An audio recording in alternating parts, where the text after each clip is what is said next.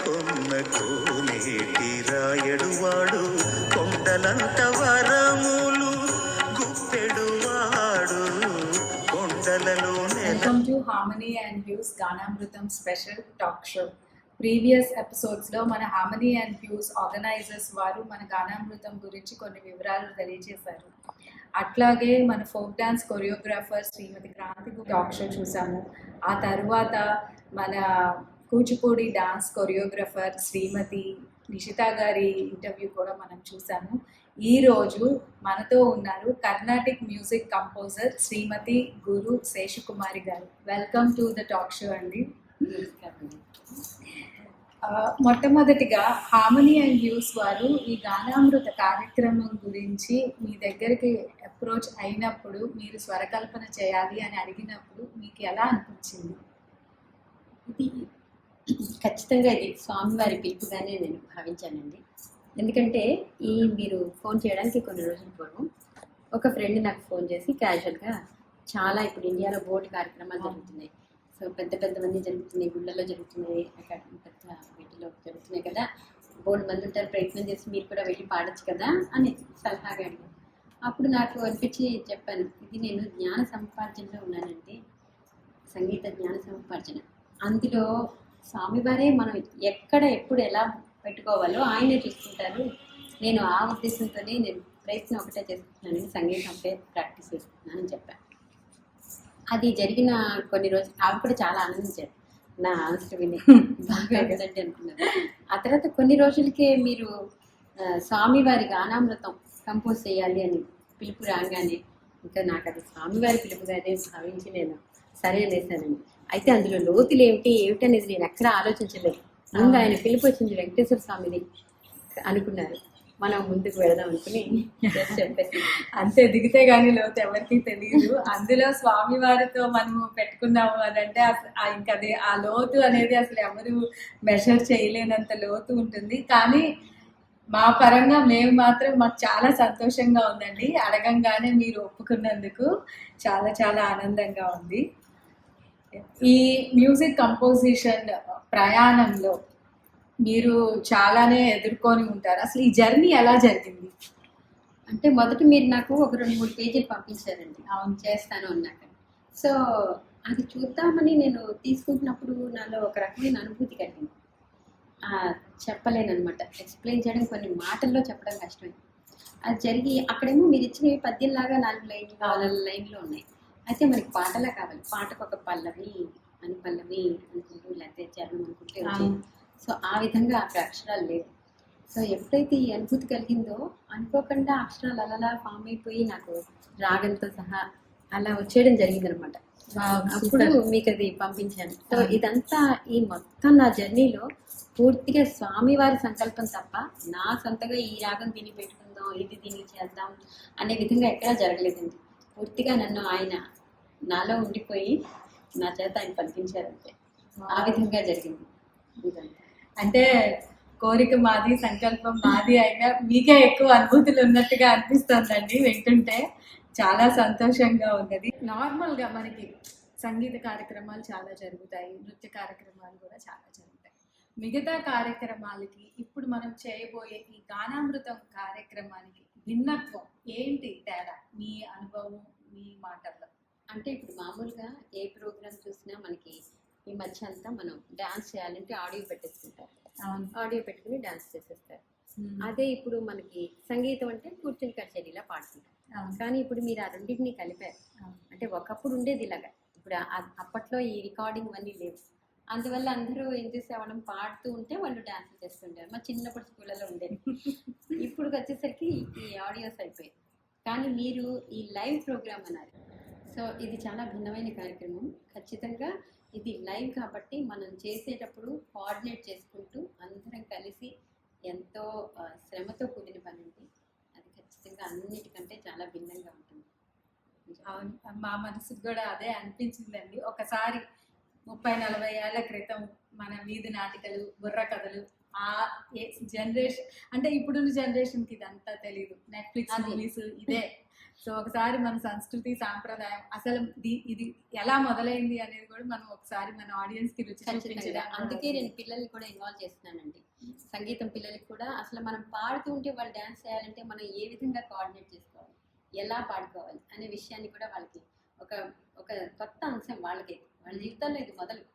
అలా అలర్ట్గా ఉండడం, అప్రమత్తంగా ఉండి వాళ్ళ వైపు చూసుకుంటూ కోఆర్డినేట్ చేసుకుంటూ చేయడం, ఇవన్నీ వాళ్ళకి కూడా తెలుస్తాయి, నెక్స్ట్ జనరేషన్కి అందుతాయి అని ఉద్దేశంతో కూడా ఇది చాలా మంచి కార్యక్రమాన్ని మీరు మొదలుపెట్టారు. ఖచ్చితంగా స్వామి గారి సంకల్పంతో నిర్విఘ్నంగా బ్రహ్మాండంగా జరిగిపోతుంది నమ్ముతున్నాను. ఇది మన ప్రోగ్రామ్ అండి, అదే నేను అనుకుంటాను. ఎందుకంటే ఏది సఫలీకృతం అవ్వాలంటే అందరి చేతులు కలవాలి. అందులో స్వామివారి కార్యము అని అంటే మాత్రం ఊరంతా కదిలి రావాల్సిందేనండి, మన చేతుల్లో ఏమీ లేదు. అలాగే అనుభవం గురించి అడిగితే ఇంకొక మాట, నాకు పలికించేవాడు రామభద్రుడు, అటనే పలికిన బాహరం.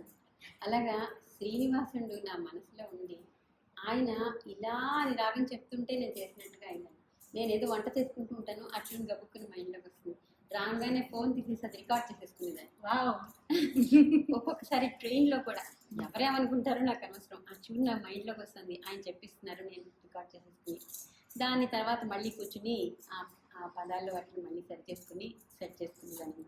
సో మొత్తం అంతా అదే విధంగా సాగుతుందండి. అయిపోయిందని అయితే చెప్పలేను, ఇట్ ఈస్ స్టిల్ హ్యాపెనింగ్. అంటే మనం నార్మల్ గా మనం అన్నమయ్య సినిమాలో చూసాము, ఇది అన్నమయ్య పుట్టిందే కీర్తనలు రాయడం కోసము అని.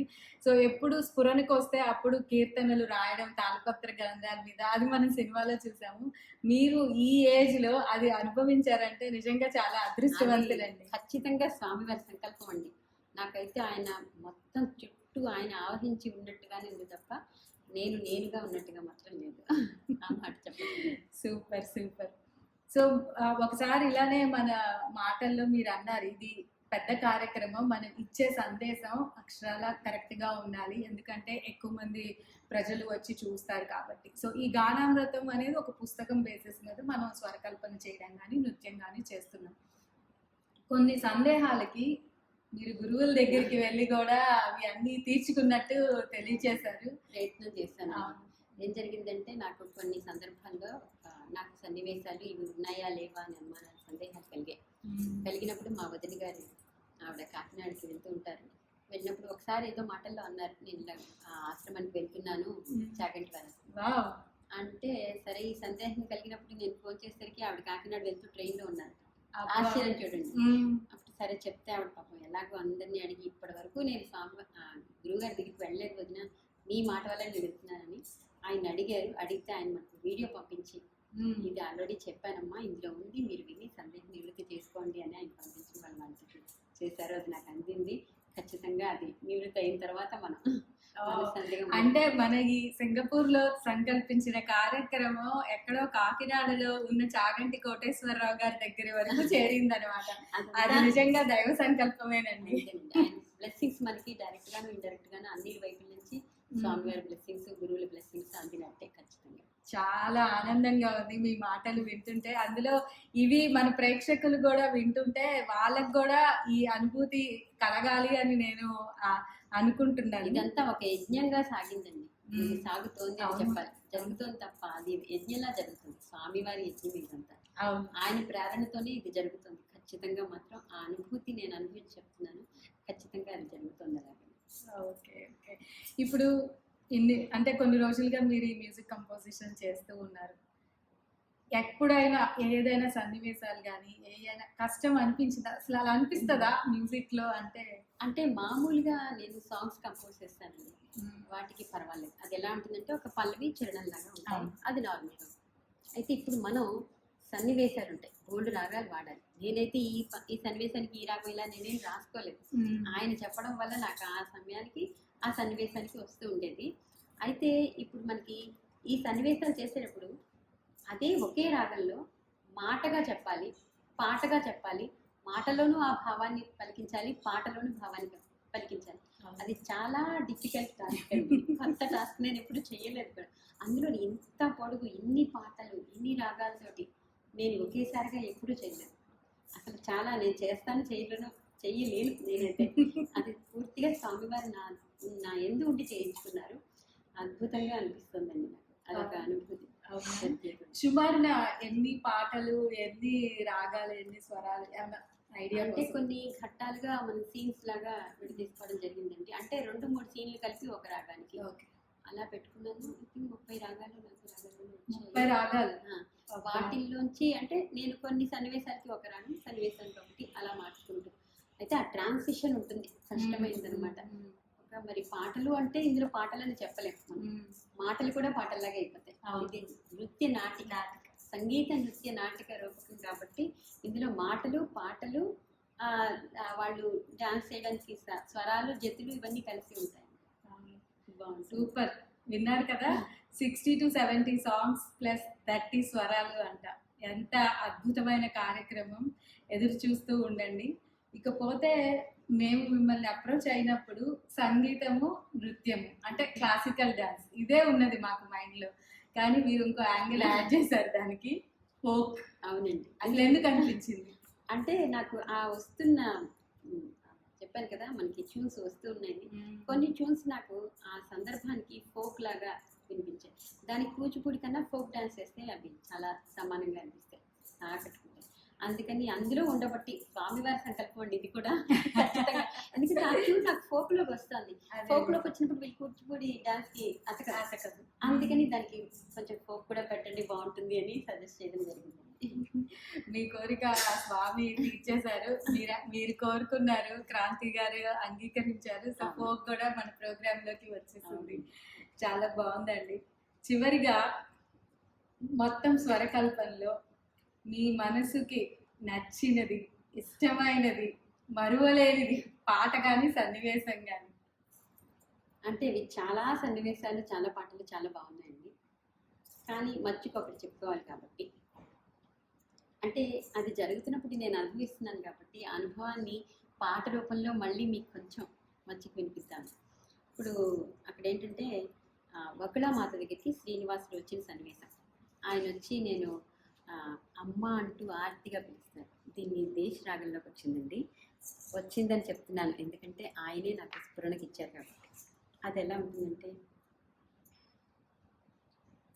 అమ్మాయనుచు ఆర్తిక పిలిచి వకుళమాత ఏదోట నిలిచి, తల్లి తండ్రి లేని వాడను నీదు బిడ్డగా వచ్చినాడను అంటూ ఈ మాటలు దేశరాగంలో స్వామి పలికినవైతే, అటుపక్క వకుళమాత గారు ఆవిడ నిజంగా ఆవిడ ఎలా అనుభవించారో కానీ స్వామివారు నాకు స్ఫురించిన రాగంలో అదే రాగంలో కంటిన్యూ అవుతుందండి. పాలు పళ్ళు స్వామికి ఇచ్చి వింజామరతో వీచుచు శ్రీనివాస శ్రీనివాస శ్రీనివాస శ్రీనివాస అంటూ పిలిచి పరమానందము పొందెనుగా. ఇప్పుడు ఇక్కడ ఈ శ్రీనివాస అనే పిలుపు నేను అనుకున్న ప్రతిసారి ఒక రకమైన పలికింతండి. ఆ స్వరంలో ఆయన పేరుని ఆయన ఎలా పలికించుకున్నారో ఆయనకే తెలుసు. శేషు గారు, మీరు ఫస్ట్ టైం విఘ్నేశ్వరి పాట పంపించారు. ఆ రోజు నుంచి ఈ రోజు వరకు ఎన్నిసార్లు ఈ పాటలు వింటున్నా మాకు ఒళ్ళంతా పులకరించిపోయి గూస్ బంప్స్ లాగా వస్తాయి, కంట తడైపోతుందండి. అది ఆ అనుభూతి అనేది అసలు మాటల్లో ఎక్స్ప్రెస్ చేయలేనిది. నిజం చెప్పాలి అంటే అది అనుభవిస్తేనే తెలుస్తుంది.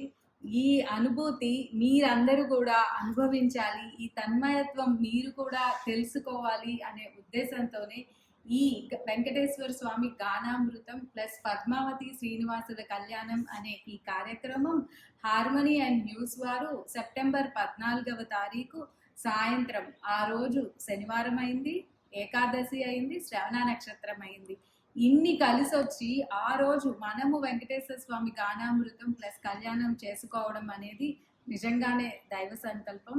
తప్పకుండా అందరూ వచ్చి ఈ కార్యక్రమాన్ని చూసి ఆనందించండి. Thank you.